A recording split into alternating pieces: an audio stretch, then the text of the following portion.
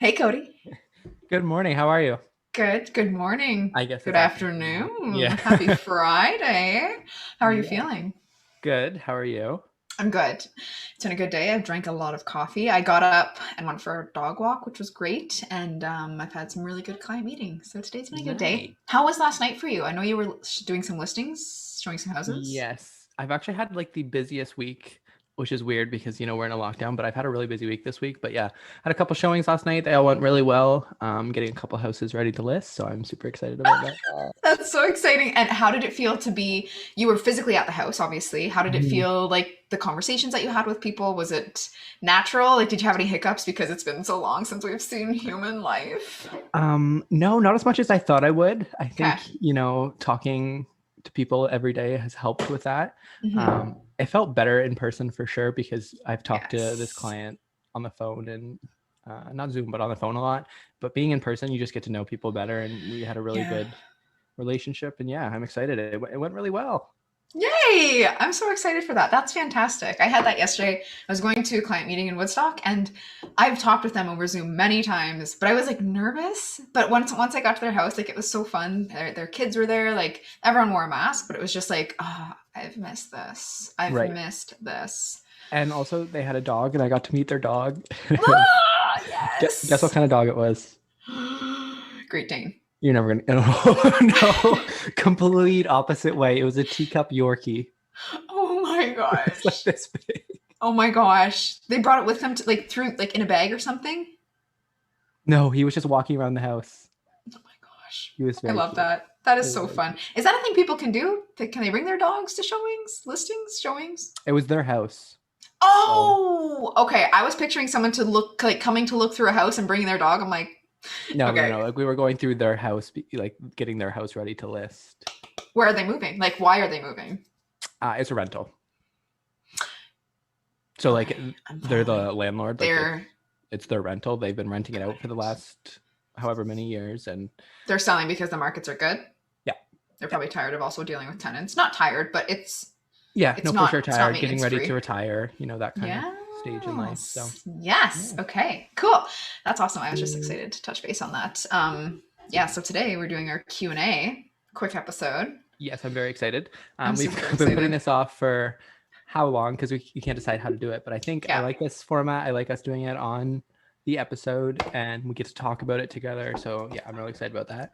We have about just over 10 questions to get through. Yes. A wide variety of questions A that you guys huge have variety. I'm asked super us. excited. Yes. Yeah, so these are all questions that were asked through our Instagram. We'll probably do episodes like this, every couple of weeks, maybe every couple months, just to Yeah. touch base with Quarterly. everyone. A Yeah, little quarterly quarterly. Q&A. That sounds so corporate. Like people would be like, "Oh, for like Q1's done." And I'm like, "What? Do you mean it's March?" Yes. We were just talking about the show, Drag Race. It started on um, RuPaul. RuPaul's Drag Race. Yeah, it started on New Year's Day, and it's Okay. still going, and it's already April. Like it's been 4 months of the show. Is that like rare? It's crazy. It's usually like a 2 month long show, but it's just like we were just sitting about it, like sitting and thinking about it. We were like, holy crap, we're 4 months into this year already. Well, that's the crazy part too. But like, why is it going so long? I don't understand. Like, is it like a competition? Yeah, people just get eliminated every week, but like, there's been weeks where people haven't been eliminated and just, Because it's they're just the all that format of the show. good. They're all that good. Yeah, I guess. Oh, It is I a really, like the first time that we went. Like, I just said yes to the experience. And I didn't really know what it was. I was just like, I love drag. I love the entertainment. I love it. Like, it was fantastic. So it thank you was such a for good night. I'm so introducing me to excited. that. Yeah. I'm so excited for us to be able to go to shows again. Like, it'll be so fun. I know. Oh gosh, I'm so excited. Yes, yes. Okay, let's. Can't clap. Don't clap into the mic, Val. It's those Snap, coffees. maybe? Snap. Yeah, let's get this going. I Question number love the energy. one. Okay, let's do it. Let's start with question number one. This is going to be a question directed For more me. towards you. Mm-hmm. And the question is, how much emergency savings should everyone have minimum? Yes. So this is very situational. It really depends on how secure you want to feel, how secure your income is. But I would say there are different rules of thumb. It's like 6 months of your expenses or 3 months of your income. Like there's different rules of thumb, and I could pull them up here and we could look at them, but it really depends. Like if something happened to you, how long do you want to know you're good for? Like your bills are covered before you need to make a claim. Like say you break your ankle, if you have to take 6 weeks off work, can you afford to do that? Or do you have to, say you're in construction, do you need to go on light duty? Does your business, like does your company allow for that? Say you run your own business, like you're a realtor and you have, I don't know, you get sick and you can't work, you can't see clients. What do you need to cover? Is there another income? Do you know that you need to bring $3,000 a month in to make sure that things are covered? So it's looking at that situation and it's going, okay, this is what I bring in every month. If something happens to me, I want to know for 3 months, I don't have to sweat. So I need to do this amount, say it's $3,000 times 3. So that's $9,000 that you need to have set somewhere, liquid cash, not invested. Because if you invest that $9,000 and it goes down to $6,000, that defeats the purpose. You need it in a savings account, liquid, easy. And by liquid, I mean easy to get to. I shouldn't just toss those terms around. So if it's in like a tax-free savings account, some companies you can get it within 48 hours, but if it's in a savings account and you need it, you can get to it that day. And it's also not going up and down with the markets. It's just, it might be earning like a little bit of interest. But yes, I would look at least doing that. I mean, any savings is better than nothing.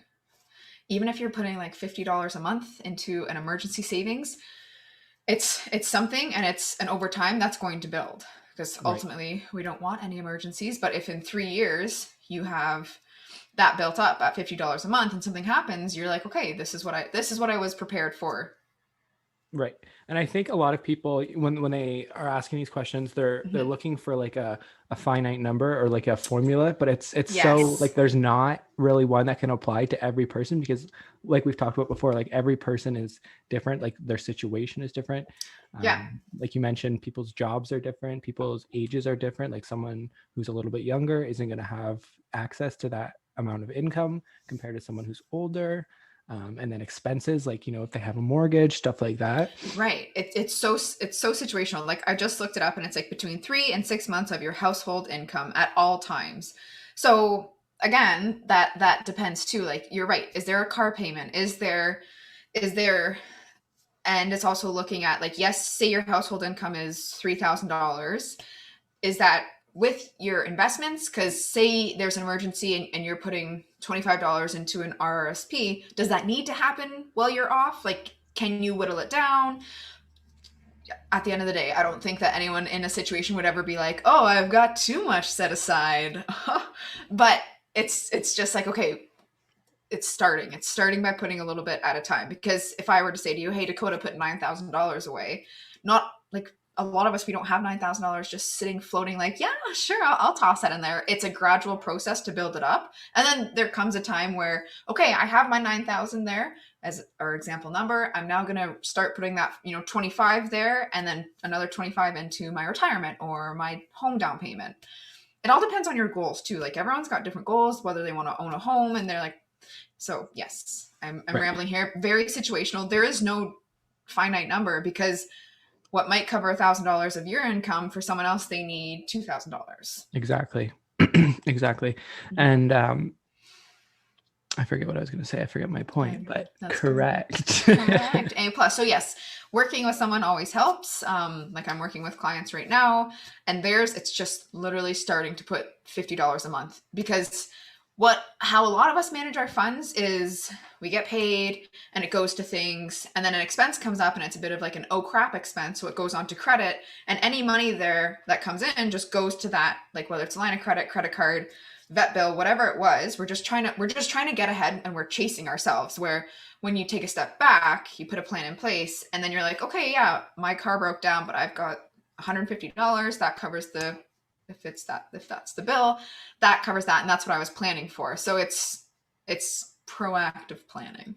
Right. So I think the best answer to put in simple terms, is just to start as Yeah. soon as you can. Obviously, to start as young as possible. We've Oh talked yeah. about it before, but I wish I would have started saving when I got my first job at 15. Like I wish I would have started Yes. putting half my income in to a savings account or whatever. But yeah, that's definitely not possible for a lot of people because a lot of people, as soon as they turn 15, have expenses right out the gate. Right. Yeah, it's just But even if starting. it's literally like $20 a month, just Exactly. start and just get used to it automatically leaving your account. Like I find like all of my savings, they're all automatically because if I were told to save $20 a month or 50 or 100, that's not gonna happen. I need it leaving like a bill payment.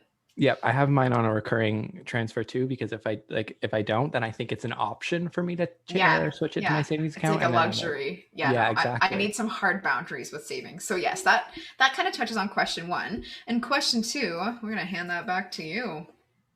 Who is faster, Nico or Dallas? Okay, this one is about my dogs. For those of you who don't know, I have two dogs, an Australian Shepherd and an Australian Shepherd Boxer. Um, Dallas is definitely faster. She's way more limber. We were talking about this before, Limber. and we're not sure if Limber. limber is a word, but I think it is. Speedy. Speedy. She's I think it's speedy. probably She's speedy is what we're looking also, for.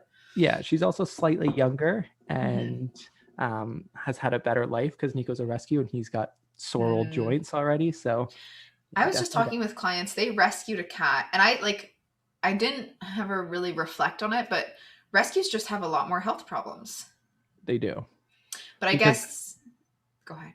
they haven't had like that stable life that like Right. that good upbringing. Even if they went to right into a rescue as a kitten, they've maybe went into a bunch of different fosters. They've had bad experiences. Like That's yeah. Like they rescued a kitten, and it's got like its teeth are rotten, and it's one, but they've yeah, had it since it was a little kitten, but it was like in a house with a bunch of other cats, and I just was like, oh yeah, like it's it was just interesting. I don't know. and the Just stress of like not having a home, like same right. thing for like a child, like not having a stable home and a stable Yeah. spot to call home. Yeah, as soon as you rescue an animal, you'll like see the big difference between rescuing and buying, I think. Yeah. um, Worth it 100%. We need to really make some rules around fixing our dogs. So there's not puppy mills and such, but yes, we but can there's change also the like a big world. debate, like people will be like, no, you can't buy, you just have to rescue.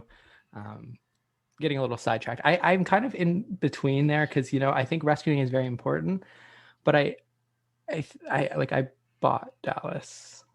There I needs to be some sort of process, some sort of boundary where it's like, okay, we have kill shelters that kill 3,000 dogs a day, but we have 4,000 puppies being born. Like I don't know. I know that's like very big. I'm literally just pulling numbers, but there Yeah, has to be some sort of like the system's broken the way it's going. yes, I agree. There needs to be some sort of change. There needs to be And more vegans. yes, for real, that'll fix everything. That'll fix it all. Yes. Okay. Sidetrack Sally. But Sidetrack Sally. Okay, question so three. Dallas. Yeah. Yeah, Question my answer three. is Dallas. I have seen some sketchy ads in town saying, "I'll buy your home for cash." Is this a scam? Hit it, Dakota.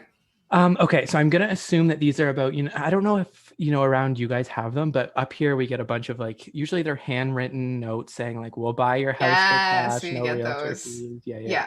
Yeah. They're a big thing in Guelph right now. So I'm disappointed to see they're also big down there, but I wouldn't call them a scam, but that does not mean that they're not bad. Who is it behind them? Is it someone that's looking to buy your house as an investment property, like a private deal? Is it like what is it? Because I also heard that it was human traffickers.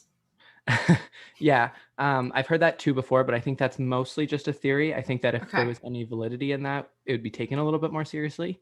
Okay. But and I don't want to like take away from that. It definitely could be. I don't know for sure. But for the most part, most of these people are not human traffickers, but they But are. there's likely like what is the benefit to going with them versus putting it on the market? Right. Is there a Uh, benefit? so these people will come in and say a bunch of fancy things. They'll buy your house in cash. They'll do no conditions whenever you want. You don't have to do anything to your house. You don't have to get it ready for um, showings. You don't have to clean. You don't have to make any repairs. You don't have to have people coming through your house, which all sounds great. But these people are banking on you not knowing the market value of their house, because what they Oh, want to come in and do is pay you below under. value cash because it's convenient. And then what they do is they put in a little bit of work into your house. A little bit of They do those aesthetics. fixes. Yeah, they don't put a lot of money or effort into it. Just paint, a couple fixes, make sure everything's okay, and then they turn around and sell your house for way above what they paid you. So this could be concerning for seniors.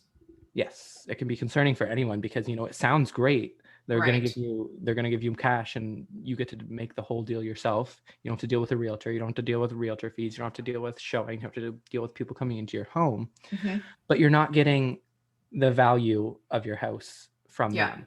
So my job is to study the real estate market, which I do every single day. I know it like the back of my hand. So I know what your house is worth. And I know that, you're losing money by going with these people because yes, it's ease, but it's more of a quantity over quality type deal. Right. Okay.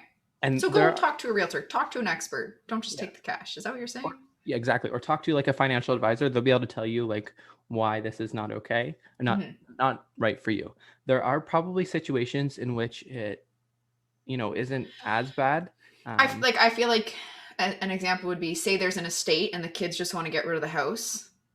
Exactly. Maybe. Yep. There are definitely situations like that. Yeah, but if they're concerned, if they want to get a fair market value, then no, don't take that. But if they're like, I live in Vancouver, I don't care what I get, I just want to get rid of this house and I don't want to deal with the time, the people, the viewings, probably it kind of puts the problem into someone else's hands to make it look pretty and sell it for more.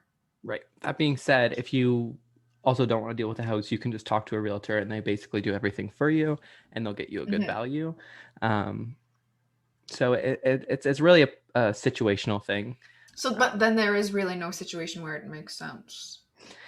It depends on the person because, people have things against realtors too. Like people don't want to deal with realtors. They don't want to deal with people in their house. Especially during COVID, maybe people don't want showings. They can just be a simple thing. You can choose, like I could sell my house and say I don't want people coming through. I just want virtual tours, right? Yes. Yep. Okay. For sure. But yeah, they have become really popular recently, and people are getting mad at how many ads and stuff they're getting because they flyer everyone. It's tricky though because it does look like a handwritten note, and you're like, oh, and then you're like, oh, one of these. No thanks. Yes. They look like handwritten notes, but if you look, they're just photocopied. Yeah. I'm like, there's no ridges here. Okay, that makes sense. So 4. This will be an easy one. What is your least favorite condiment and why is it mayo? Is that you? You don't like mayo?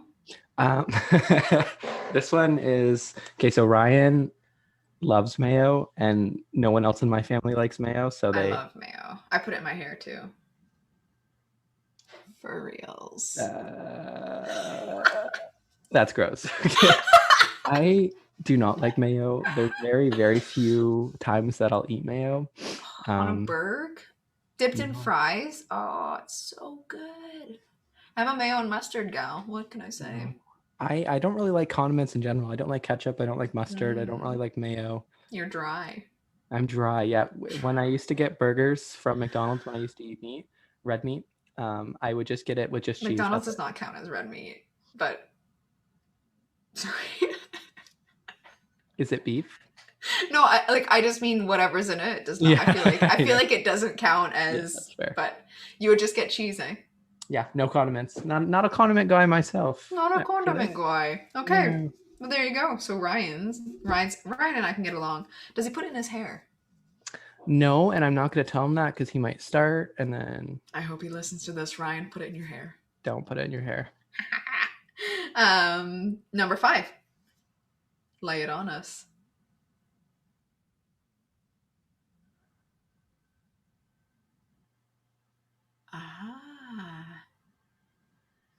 Could you? No. I think that's a legitimate thing. I've spoke with that realtor before. Are you talking about like, well, if it doesn't sell, we'll buy your house type situation? Yeah. Oh yeah. No, those are just realtors can definitely do that. It's just a way to guarantee that, they'll sell their house, but they usually only make those guarantees when they know they can sell their house, especially in this market. It's nearly impossible to sell a house because we are in such a seller's market right now, meaning that there's so many buyers and so little houses for sale. It's nearly impossible to not make the sale. That's what you mean, right? Yeah. Is that not what I said? You said it's nearly impossible to sell a house, but I think I knew what you meant. I think I put not in there. Owen? It's very possible I didn't. And then there's obviously, a little fine print for those as well. They'll buy your house for an agreed upon price and during an agreed upon time limit. So it's more of like a segue to say, yes, you can buy the house of your dreams, because a lot of the times that move doesn't happen because, well, we couldn't sell our house, financing conditions. So it gives them that, like, it just removes that barrier, really. But there's fine print to it as well. Exactly. Good so not question. A scam, super legit. Some realtors will offer that. It's just a risk they're taking, but yeah. Yeah, cool. Good question, Owen. What is an RRSP? Nope, that's not the one. Are there any sort of incentives for first-time home buyers? So by incentives, I'm thinking they mean like the first-time home buyers plan. I think so. Yeah, just like ways to get. No, go ahead. Like you can put 5% down versus if you're not a first-time home buyer, you have to have 20% or more down. Yep. Right. So that's an incentive. Is they give you a bit of a break by saying you can have less of a down payment. Mind you, there is like CMHC fees with that, which we can get into that deeper in another podcast, because that is a whole conversation in itself. There is the first-time home buyers plan, which the government allows you to take a loan from your RRSPs of up to $35,000, and it doesn't count as income. Because say you wanted to take that amount just right out of your RRSPs for a car, they're going to dock you as that's income now. But there's a first-time home buyers plan in a nutshell. You're able to take that loan and you have to pay it back over 15 years. So up to $35,000. And yeah, so those are the benefits. But where if go ahead. Yeah, sorry. That's a really good question. And like you said, we could talk about that for probably hours because there's a lot of little, tax savings and things like that we can definitely get you through if you are a first-time home buyer. I think Val answered the question really well there, but we will be doing an episode in the next couple of weeks / months. And we're just going to talk about that first-time home buyer. We should do a little case study so it can show Yeah, exactly. We're going to talk about the whole process of first-time home buyers from, first initially deciding you want to buy a house right up until closing and living in the house. Yes. Okay. So yeah, we'll be able to get into that a little bit deeper, and that'll be coming in the next couple of weeks. And I'm really excited for that one. Me too. What is an RRSP and should I have one? So a registered retirement savings plan is an RRSP. And if you should have one or not is situational. I just thought I should have one. So when I was 18, I called RBC and I opened one over the phone, I think at that point, and I started putting money into it. I remember the guy saying, do you really want one? And I was like, yeah, like I'm supposed to have one. Like retirement, yes, I am. Situational though, because I have clients right now, they're in their 30s. He has a pension plan that he's putting into. So I started tax-free savings accounts for them because this is kind of getting into the weeds. So let's back that out. We're going situational because an RRSP is great if you need a tax break. But what happens is so many people were told, open your RRSPs, put money into your RRSPs. So now when they get to retirement, they have all of these registered funds, which means when you take that money out, it's taxable. So there's a fine balance between saving into an RRSP, which gives you a tax break, and a tax-free savings account where it's after tax dollars. So you've already paid the taxes on them. So when you pull it out in retirement or whatever that goal may be, you're not taxed. So again, super situational. And typically when I look at clients, that's part of the process is saying, okay, yes, you would benefit from this, or no, you'd be better off putting it into a tax-free savings account. Like I have clients, they're in their 30s, they want to save for retirement. This one's an easier example. And they always get a tax refund, but they also want the money to be flexible. So if they put it into their RSPs and in a year, they need $500 out, it's going to be taxed. Where if they put it into their tax-free savings account, it just gives them more breathing room while still building towards their goal. Makes sense? I think that, yes. Yep. That made it clear to me. I think that answered it. Okay. Yes. So situational again, because there's different benefits to it, but sometimes you don't need those benefits. And if it's not helpful in your long-term planning, then there could be a better vessel to sink your funds into. Right. And we've mentioned that a lot of things are situational. So the way to figure out if that situation applies to you or not, Mhm. it's super easy. You can honestly just reach out to one of us, Val or myself, Yeah. and we'll be able to help you on an individual basis figure out what's best for you. Yeah, and it doesn't mean you have to work with that person. Like if you were just like, I want to open my own RRSP or tax free savings account with Wealth Simple, but I just want someone's opinion, you can like we can do a quick Zoom call. Like I do enjoy those like those meetings where it picks my brain and it allows me to kind of, I don't know, it's like a good math problem that you want to solve. Like it's a good little detective work. So yes, don't ever feel that you have to like ask Dakota a question, but you don't have a house to sell sort of thing. Like you just talk to us. We Just just reach like out. talking to people. We like making connections and Yeah. talking to people about the things that we're passionate about, which is money and real estate.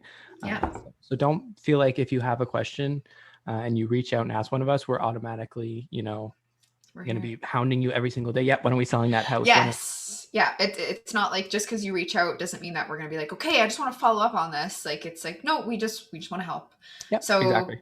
yes, number 8. I'd love to hear more stories about past horrible coworkers, which we were having an episode about with Rochelle. So stay tuned. Does that answer that one? Yeah. Do you have any like off, just like quick?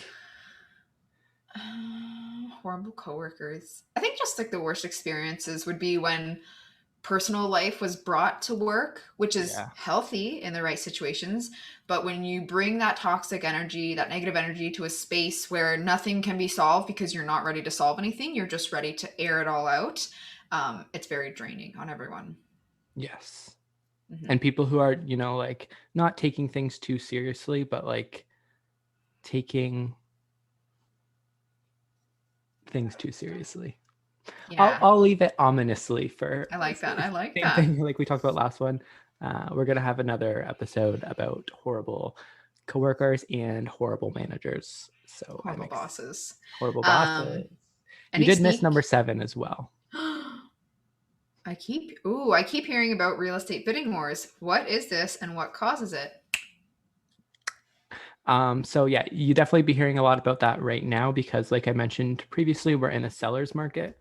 So, like I said, what that means is we have very few people selling, but lots of buyers, which Hmm. is why if you have been paying attention to the real estate market at all, you'll know that houses are, receiving crazy amounts of offers and crazy offers. They're selling. We're breaking records for how high the value of homes is right now. It's wild. So a real estate bidding war is honestly just a bidding war on real estate. So that's when there is multiple people coming in wanting the property and they are just doing their best to get it. So whether that be, increasing the price over Hmm. listing, whether that's, we see a lot of offers coming in right now with no conditions, um, Right.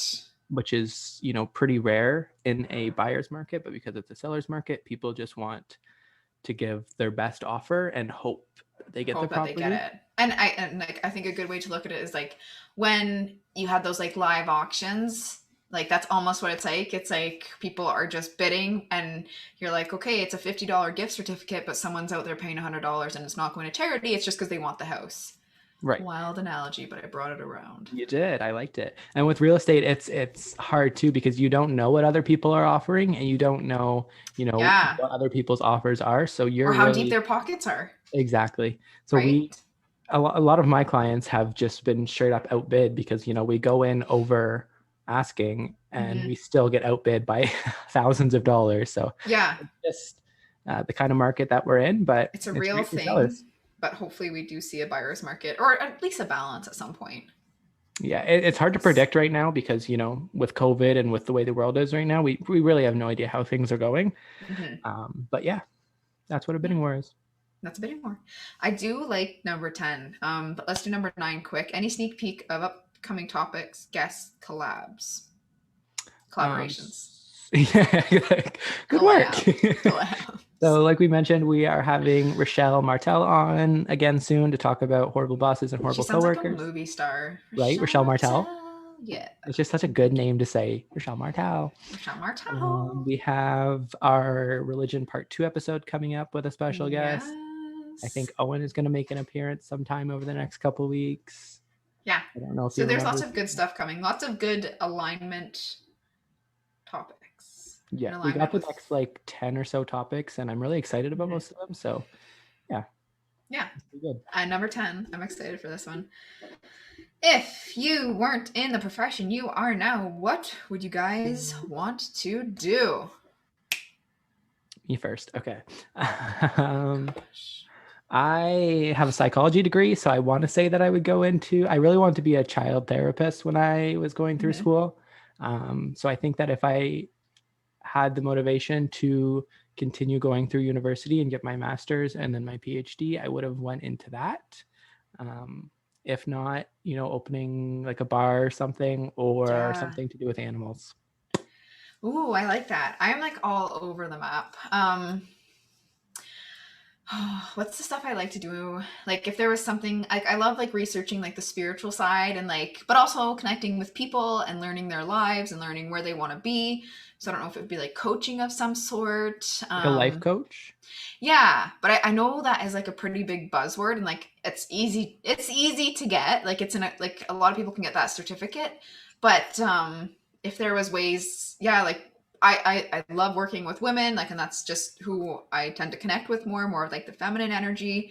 So working with them to even put like life plans in place. There's a lot of burnout going on right now, so putting in place like the self-care routine and how do we make things manageable and saying no and asking for help and boundaries and all the stuff that we should have been taught, but we weren't.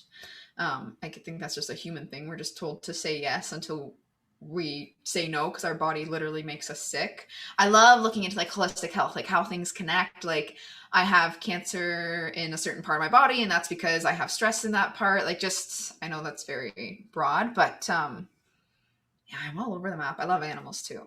Farm. I'd probably have a bar on my farm and also be a naturopathic doctor. So, That sounds amazing. I saw this bar on TikTok and I can't remember what it was called, but it was like paws and beers or gen- something. And it was you can bring your dog and it's like a dog park, but they have a bar there. And I don't know where it is, genius. but that's where I want to be right now. Genius.